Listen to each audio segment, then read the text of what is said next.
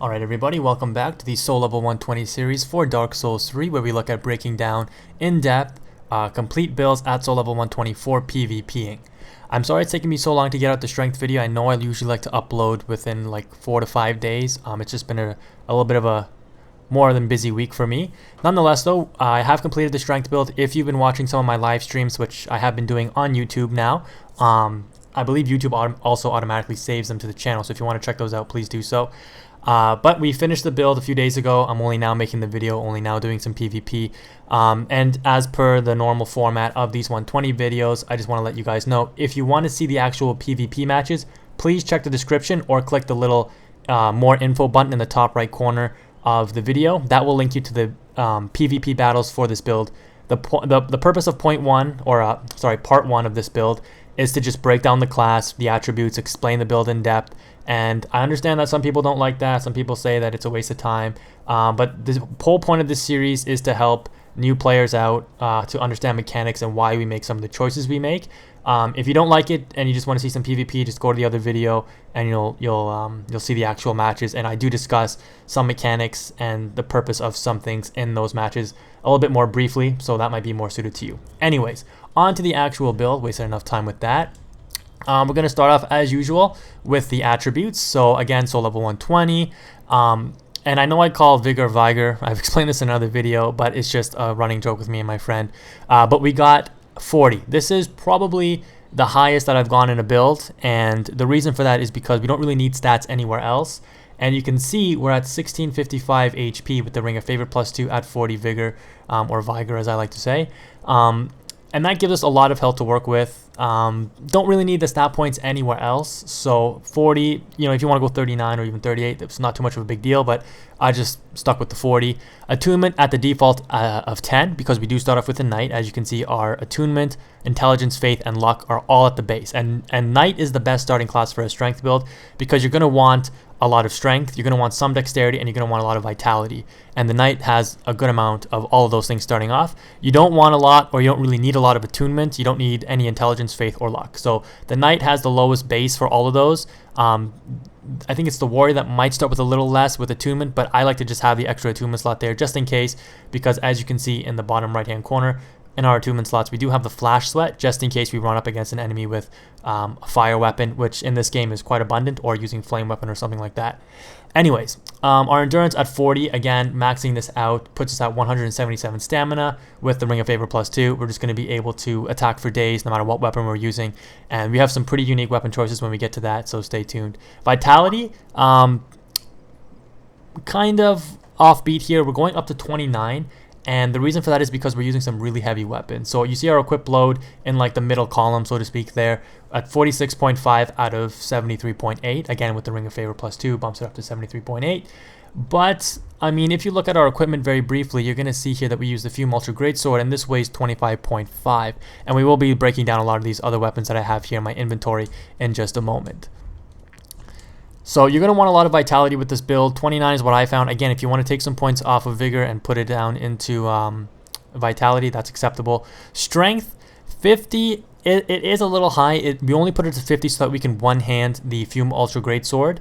40 is where the soft cap is. You still get marginal benefits from each additional point up to 50.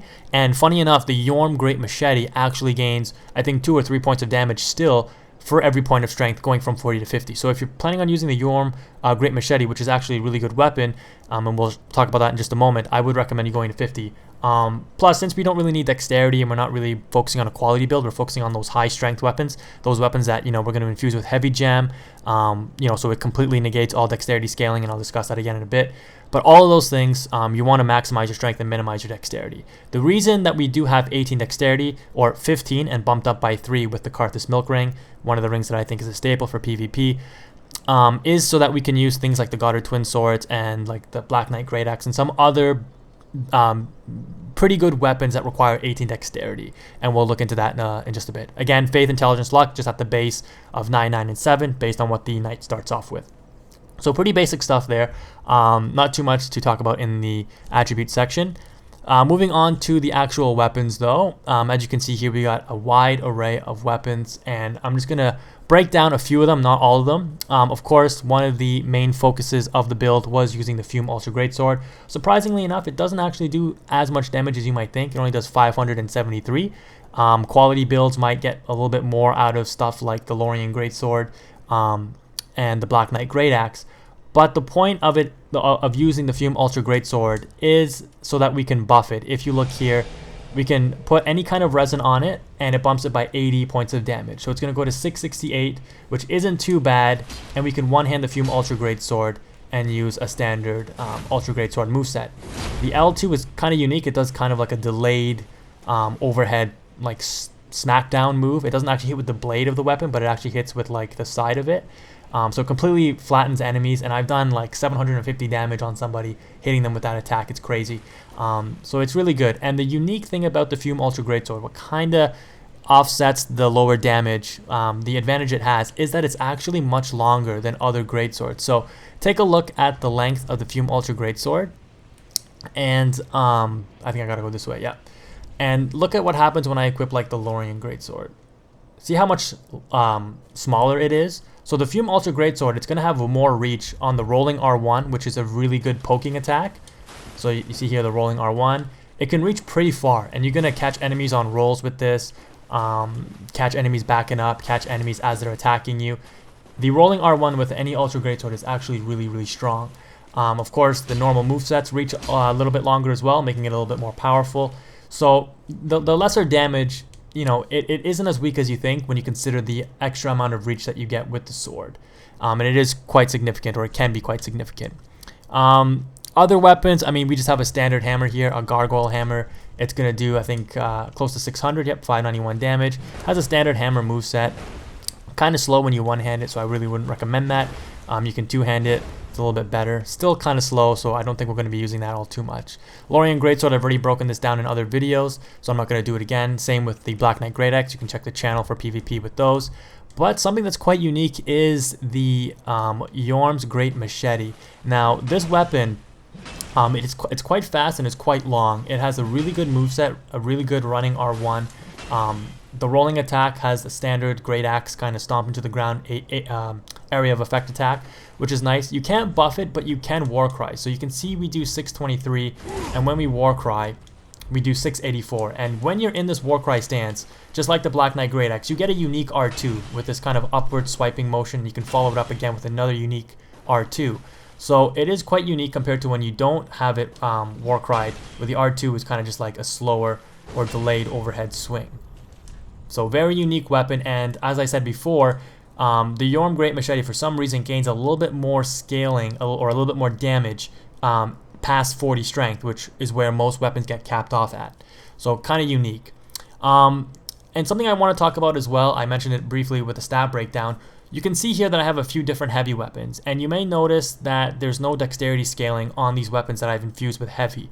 And that's because when you infuse a weapon with heavy, it completely eliminates the dexterity scaling. So you no longer really gain any benefit from extra dexterity. So there's no real point in leveling up your dexterity. Again, we're not making a quality build, we're focusing on a strength build. So the more strength that we can kind of squeeze out of the build, the better it's going to be. So with the heavy Exile Greatsword, and this I used it a little bit. I think it's really one of the most underrated weapons, or very overlooked weapons in the game. I have seen people use it, so I don't know if it's really going completely under the radar, but this weapon is really OP. And what makes it really good, from the fact that you can of course buff it, and when we buff it, it's going to go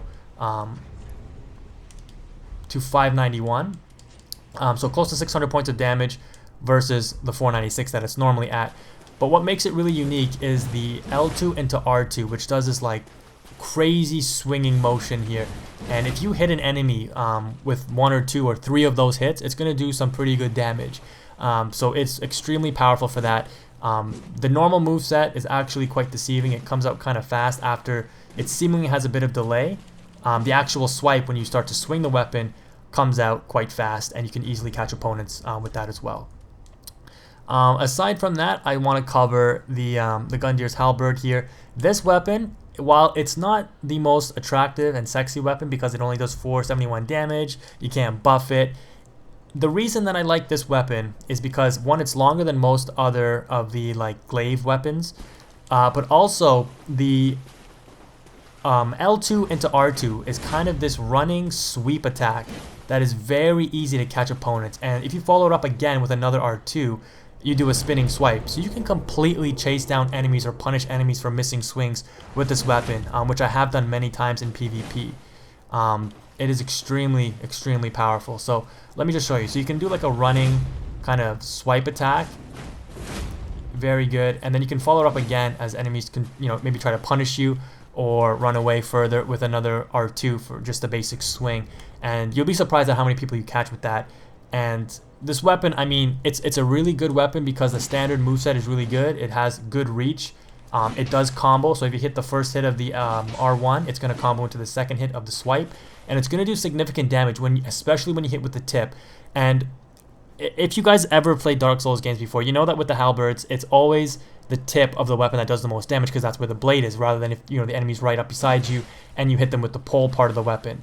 What's nice about this weapon over other glaives and other halberds is that the actual blade of this weapon is quite long. So as you can see, it extends quite far down to the actual pole. So the odds you're going to hit somebody with the actual pole part of the weapon is slim, and the odds you're going to hit them with the blade part is actually quite high, which means you're going to maximize your damage with this weapon, which makes it very good in my opinion. And I have used it, and I do think it's really good. Aside from that, we just have a few other weapons. I'm not going to break them down. I'm planning to make the mace plus 10. It seems like it's a really powerful weapon. We have this gargoyle flame spear as our, if we ever want to use a spear. And what's kind of funny is that the L2 into R2 special attack with this is quite unique. Look at this. You do like a running charge, but then when you follow it up with the R2, you do this like crazy, like anime style jump in the air, crash down with flames all around you attack, which I don't think is very practical. I haven't used it in PvP, but it looks really badass, right? Look at that. Oh my god. I would love to hit somebody with that or finish off a duel with that. Aside from that, one of the benefits of using strength weapons, again, we can use stuff like the butcher's knife. The heavy dark sword is actually one of the best weapons. I usually like to combo this with the Great Shield of Glory, which in my opinion is the best shield. It has 84 stability. If enemies hit you with weapons and you're guarding with this shield, while yeah, you may take some elemental damage, it's going to virtually eliminate any stamina loss you're going to get because the stability is so high.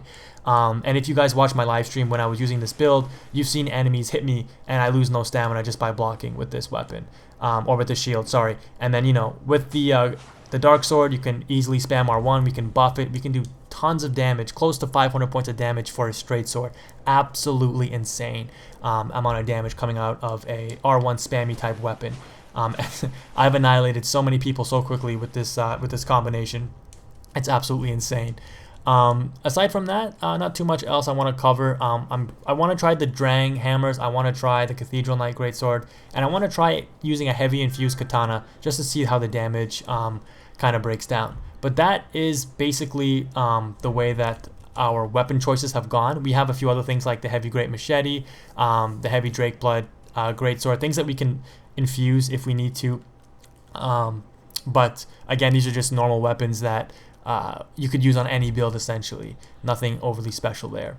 Our ring choices, once again, very standard. Ring of Favor +2, Karthus Milk Ring, and the Stamina Ring, because we always want that stamina recovery as fast as we can.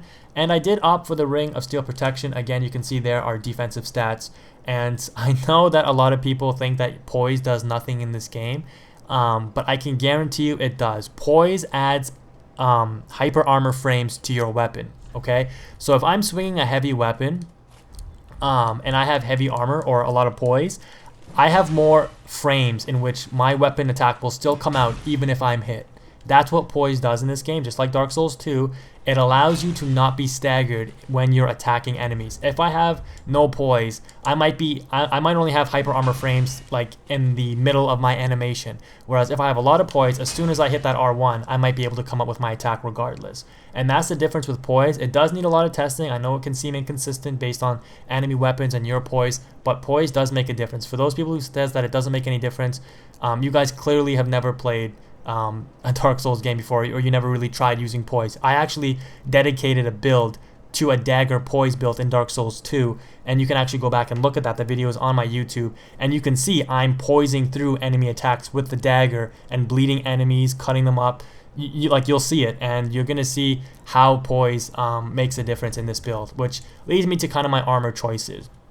And for those of you that don't know as well, the Ring of Steel Protection, it gives you more defense points based on your current armor. So if you're wearing really heavy armor with a lot of physical defense, you're not going to get as much out of the Ring of Steel protection. Whereas if you're wearing lighter armor that has very little defense, you will actually get more protection from the Ring of Steel protection. Because when you have nothing equipped, the Ring of Steel protection gives you 15 points of defense. And as you equip more and more armor, so let's see if I can equip some... yeah, I'll just equip what I had on before, I guess, because that's my normal armor choices. And we'll go with the Alpha leggings. So I'm at, let's say, look at the physical, 17.2. If I put on the Ring of Steel protection, notice I only gain 12. I go from 17 to 29. That's 12, or a little bit more than 12 points of physical resistance. Versus when I had no armor equipped, I was getting 15. So that's the way the Ring of Steel protection works. So it's really only mostly beneficial to lighter armor classes, which actually works out really well for other builds. If you can't really wear heavy armor because your stat allocations are somewhere else other than your vitality, the Ring of Steel protection might be the ring for you. I personally just like it because I just find that it does kind of make a difference for me. Again, I know opinions may vary. This is just my personal opinion. I'm not saying that it's it's a must-use ring or it's going to save you in PvP or win you a match. I just personally like it. I think it works well for me. I win a lot of my matches that I play, and I think it's the combinations of things that I use, because like if you watch any of my other videos, I'm all about trying to optimize builds to the best I can. My armor choices, again, it's a mix of using armor for poise and armor for defense. So the Outrider Knight Gauntlets, good defense for weight, good poise for weight. Alpha leggings, the best poise to weight armor in the game, and pretty good physical and elemental resistance as well. Same with the Alpha helm. The Pyromancer garb is surprisingly very useful because, again, its poise to weight is really high and the elemental resistance is really high. The physical resistance is low, but that's okay because, again, we're going to kind of squeeze out the last bit of efficiency from our Ring of Steel protection. And you guys are going to see how this build breaks down if you watch part 2 of the PvP build where we actually do the PvP matches. So that is the build breakdown, guys. Hopefully you enjoyed and learned something from the build, or hopefully it helped you to improve your game or create your strength character in a little bit more of an efficient manner. Leave any comments and suggestions below. Again, I know that this video is probably going to get some hate, as all Dark Souls videos do. But again, I'm making the video to help out people who may not PvP a lot, or they want to get into PvP and they don't really know where to start, or what kind of things, or what kind of way to allocate their stats, and what the general concept with PvP is, what weapons to use and such. But regardless, thank you for watching, guys. Again, you can check out live streams. I am streaming on YouTube now a little bit more for new builds. I'm working on a luck build next, but check out part 2 for the actual PvP fights. But like and subscribe if you want to see more Dark Souls content. Love you guys. Thanks for watching. Quantum is out.